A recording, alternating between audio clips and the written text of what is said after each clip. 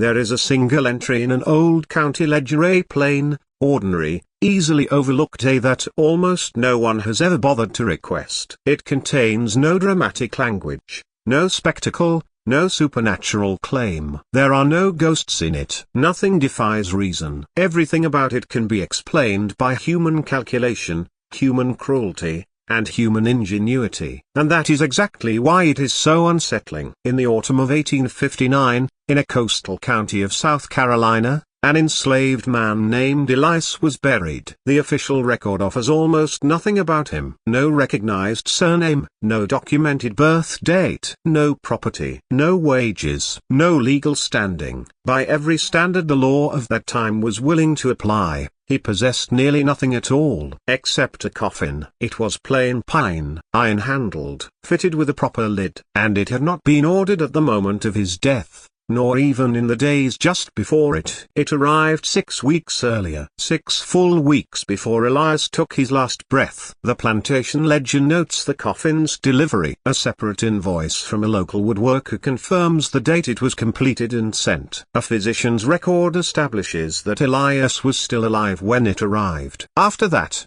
the paper trail goes silent. No surviving letters explain the early order. No correspondence between the planter and the craftsman clarifies why a coffin was commissioned with the same deliberate planning one might give to a cabinet or a dining table. There is no written justification. The reason was never publicly recorded. But those who lived on that land are those who built its houses, cleared its fields, and worked its marsh soil. They understood. They carried that understanding quietly, carefully, passed from one person to another in whispers and memory, until eventually someone committed it to writing. This is the story of Elias A. of the coffin that waited for him in the woodshed beside the tools he used each day, and of what he chose to do with the time that remained to him. To understand what unfolded at Heron's Rest in 1859, you must first understand the world that surrounded it. Beaufort County, in the years before the Civil War, was not like the harsher inland counties. Inland, the cotton grew shorter, fortunes were thinner, and tempers ran quick and sharp. The wealth there was restless, uncertain. But Beaufort was coastal. It was a landscape of marsh and tidewater, barrier islands and shifting light. The air carried salt. The seasons moved differently along the shoreline. Summer light fell soft and heavy across the marsh. Autumn light turned bright and cold, giving the live oaks a silvery cast. Spanish moss swayed in the ocean wind like something ancient and breathing. The planters who claimed that coastline after the Revolution believed they had built more than plantations. They believed they had constructed a civilization. They said so openly. Their homes stood large and white beyond long rows of trees. English china lined their dining tables. Their sons studied in Charleston and sometimes in northern schools, institutions their fathers would later criticize for sending home ideas they considered dangerous. Family names A. Haywood, Fuller, Barnwell, Rattay filled the deed books and court records year after year, appearing so consistently it seemed the land itself had come to expect them. It was into this world ordered, confident, and rigid in its hierarchy that Elias lived, worked, and waited. And into this world that a coffin arrived, a broken bar long before it was needed. And beneath all of that, invisible to the census taker who counted them as property and to the newspaper editor who never wrote their names in any sentence that did not also include a dollar amount, was the community that had actually built everything. By 1859, Beaufort County held more enslaved people than any other county in South Carolina. On the Sea Islands, St. Helena, Ladies Island, Port Royal, Dorto, the smaller ones that barely had names on any map, the ratio of enslaved to free white residents was on some plantations 15 or 20 to 1. In certain fields, in certain seasons, there were hundreds of people working the long staple Sea Island cotton under a sky so wide and so flat it felt like the land itself was watching. But numbers alone tell you almost nothing about the texture of what life was on those islands. The people who lived and labored there had developed over generations of necessity and ingenuity and grief, something that no enslaver had planned for and no law could easily touch. A culture, a language. Gula, a Creole that wove together the West and Central African languages of people who had been brought from different places and who had built something new from the fragments, and a system of knowledge, spiritual practice, social structure, and communication that stretched across plantation boundaries in ways that no overseer fully understood and no master could fully control. They knew the land in ways their enslavers needed to know it. They understood the tides and the seasons of the marsh, the particular silences that preceded certain kinds of storms, the properties of the plants that grew along the creek edges, the behavior of the fish in the inlets. Without this knowledge, the cotton economy of the Sea Islands would have collapsed within a single decade. The planters understood this, even if they never said so plainly, and it shaped, in subtle, unacknowledged ways, the specific texture of bondage in Beaufort County. It was not less brutal for being pragmatic, but it had its own contours, its own pressures, its own specific species of cruelty. The Drayton family owned a plantation called Heron's Rest. It sat on the western side of St. Helena Island, far enough from the main road that you could not see it from the road, and close enough to the marsh that at certain times of year, particularly in September and October, when the Plough mud was at its most active and the tidal creeks were running heavy, the smell of the marsh came through every window and door on the property, regardless of what you did about it. That smell is something that anyone who has spent time in the low country knows intimately. Salt and sulfur and something organic underneath. Something that is not exactly decay and not exactly life, but somewhere in the territory between them. It is the smell of a landscape that is neither fully land nor fully water, and that has been sustaining complicated, half-hidden life for a very long time. The main house at Heron's Rest had been built in the 1820s by a man named Hugh Drayton, who was the father of the current owner. Hugh had been a cotton factor's son who had married into the Fuller family and come into the St. Helena property through that connection, and he had built the house with the particular ambition of a man who knows he is the first of his line to hold something this significant and wants the structure to prove it. He used good lumber, some of it barged from the mainland, and a carpenter from Charleston who had trained under a man who had trained under someone English. The result was a house that was not the grandest in the county, but which had a solidity to it, a settled quality that some of the showier places lacked. It had survived 2 hurricanes and a fire in 1847 that took the eastern wing and left the smell of charred wood in the walls for years afterward. The fire had never been fully explained to anyone's satisfaction, a fact that was mentioned in the county with a frequency that suggested the topic was not quite closed. The current master of Heron's Rest was Hugh Drayton's second son, Wendell. He was 44 years old in the autumn of 1859, and he was a man who had not been raised to inherit. This is a detail that matters. Wendell had grown up in his older brother, Robert's shadow. Robert, who had been groomed for the plantation from childhood, who had gone to the College of Charleston and come back with the easy authority of a man who knows exactly what his life is meant to look like. Wendell had studied law. He had practiced in Charleston for 6 years, handling the kinds of cases that involved commercial disputes and property transfers and the particular labyrinths of estate law that the plantation economy generated in great abundance. He had been competent at it without being brilliant. He had made the kinds of connections that a second son makes in Charleston society, useful, not transformative. And then in 1851, Robert had contracted yellow fever during an outbreak that moved through the county like fire through dry cotton. He was dead within 10 days. He left no wife, no children,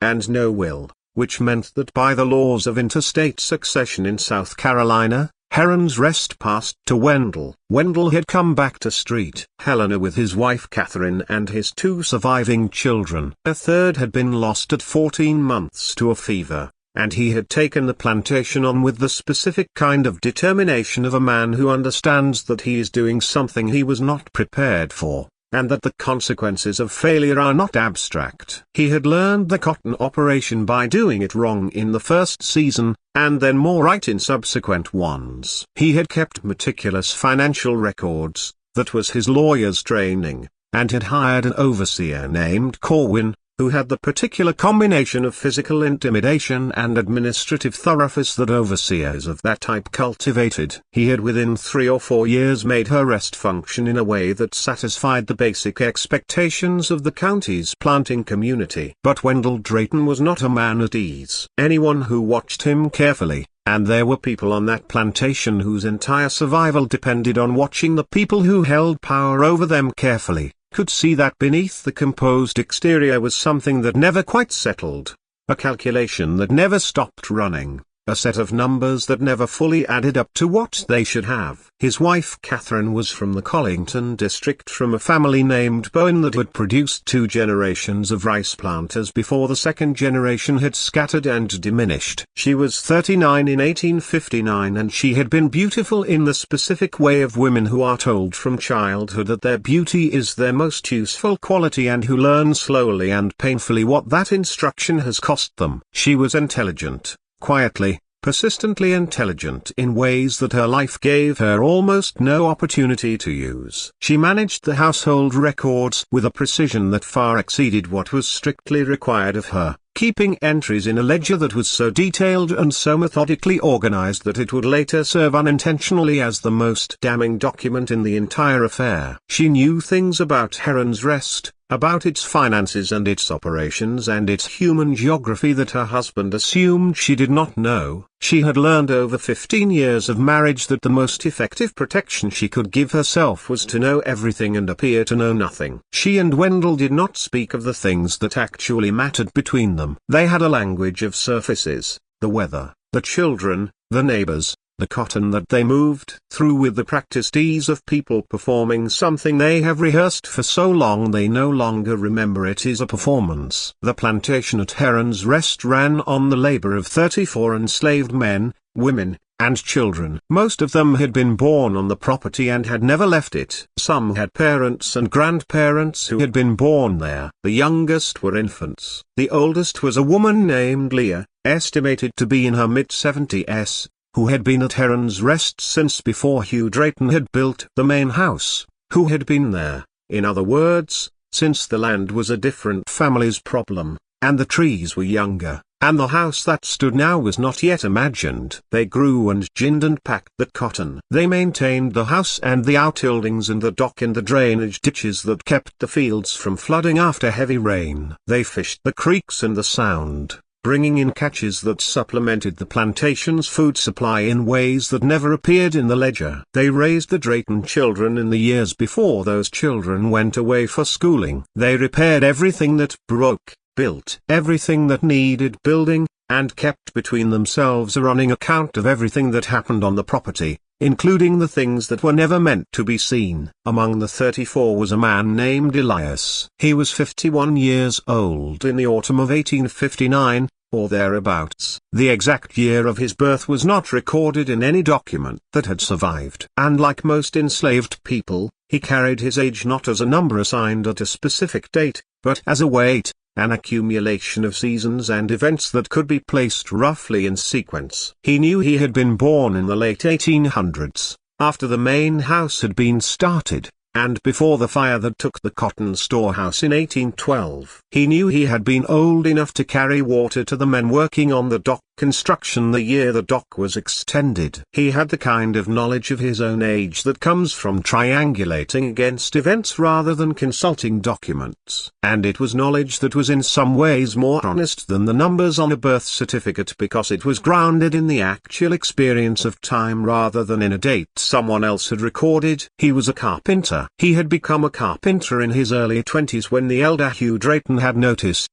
and noted it the way men who thought primarily in terms of assets noted things that the young Elias had a facility with. That was not common. A sense of proportion, a steadiness of hand and of attention, a patience with the slow precise work of fitting joints and measuring cuts that some people are born with and many people are not. Hugh Drayton had apprenticed him informally to the Charleston carpenter who was working on the main house at the time. And the carpenter, a man who thought of himself as an artisan, and who had embedded in his professional pride a stubbornness about the quality of his instruction, regardless of who the student was, had taught Elias properly, had taught him the geometry of a roof frame, and the behavior of different wood species in different weather, had taught him how to read a structure the way a physician reads a body, finding the points of stress and weakness before they became problems. Elias had built things at Heron's Rest that were still standing and would stand for many years more. The dock,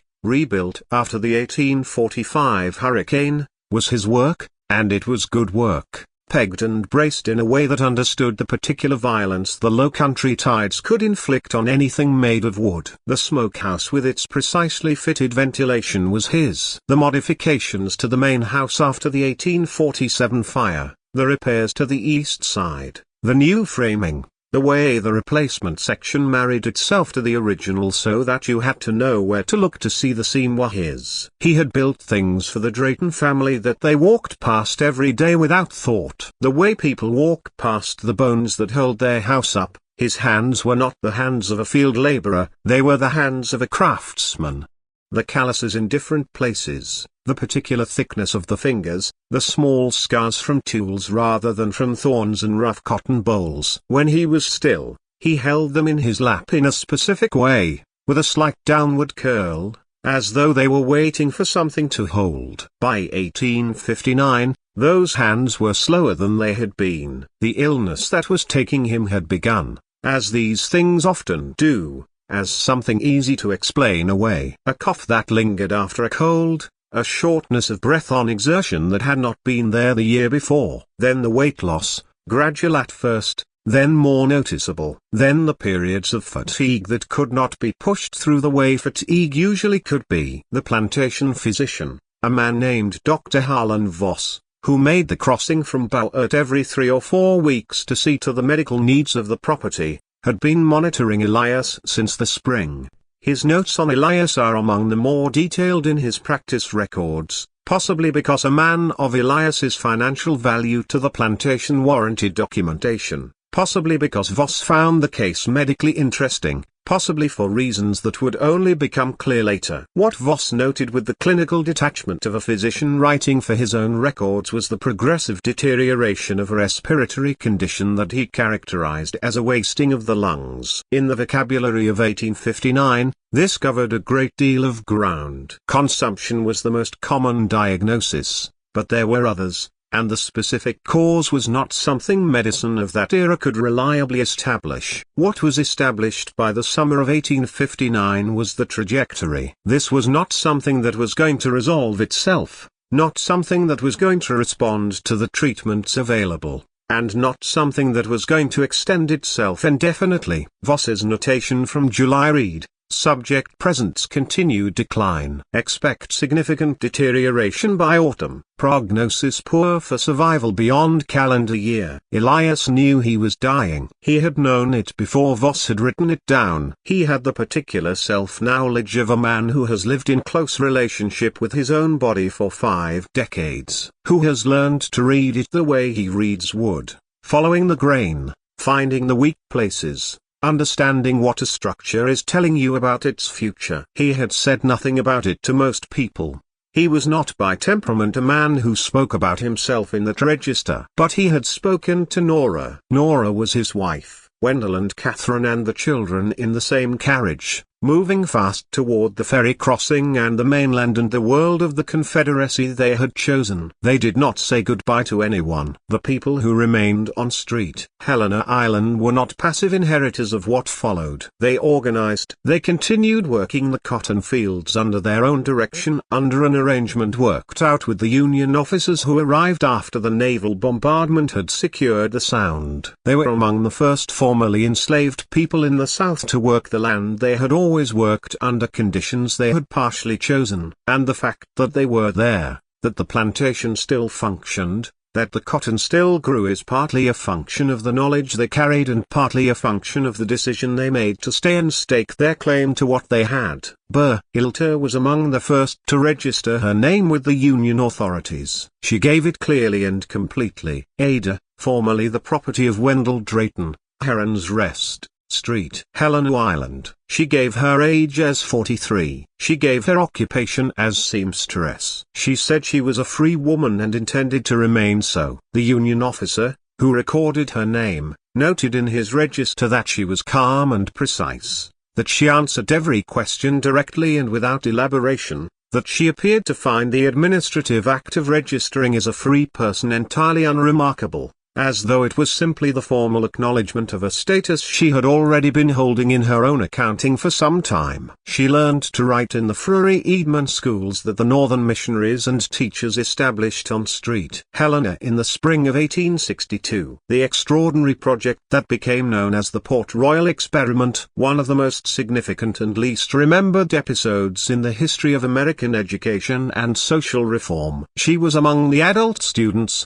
the ones who came to the schoolrooms at night or on Sundays, who approached learning with the specific intensity of people who had been told for their entire lives that this knowledge was not meant for them, and who wanted it all the more completely for that reason. Louisa Ames, who arrived on St. Helena in the late winter of 1862 as part of the first group of Northern teachers, first met Ada in a classroom. Ada was practicing her letters on a slate, sitting at a desk built for a child, writing the same sentence over and over in the careful, deliberate way of someone who is not yet fully in control of the pen, but is working toward it with absolute determination. They became over the months that followed something more than teacher and student. They became in the specific and uncategorizable way of two women who find in each other a kind of mutual recognition that cuts across the differences in their backgrounds and their positions. Friends. The kind of friends who can sit together in silence and have both of them find it productive. It was in the context of that friendship,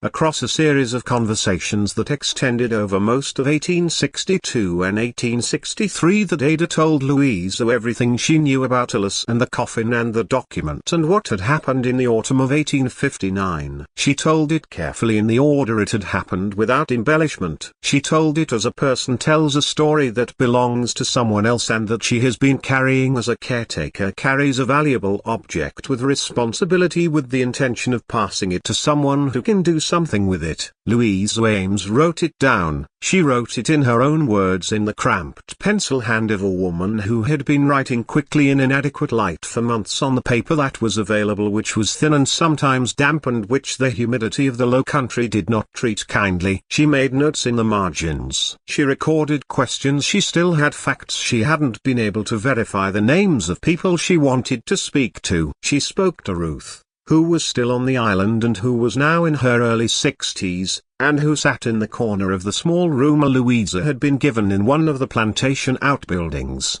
and spoke for 2 hours without being asked more than a handful of questions. Ruth had a memory that was extraordinary, not in the sense of being comprehensive about everything, but in the sense of being exact about certain things. The particular things that she had decided at some point in her life were worth keeping exactly. The things Elias had said on his last night, she repeated to Louisa Ames in a way that made it clear they had not been altered in the 4 years since she had first heard them. Thomas Waring came to Street Helena in the summer of 1863, when the Bowood mainland had been under Union control for long enough that movement between the island and the town had become easier. He came to see a relative who had remained on the island, and he was pointed toward Louisa Ames by two separate people who had heard she was collecting the history of the plantation community. He sat with her for an afternoon in the garden behind the school building, and he told her his portion of the story, the document, the warehouse meeting with Ellison,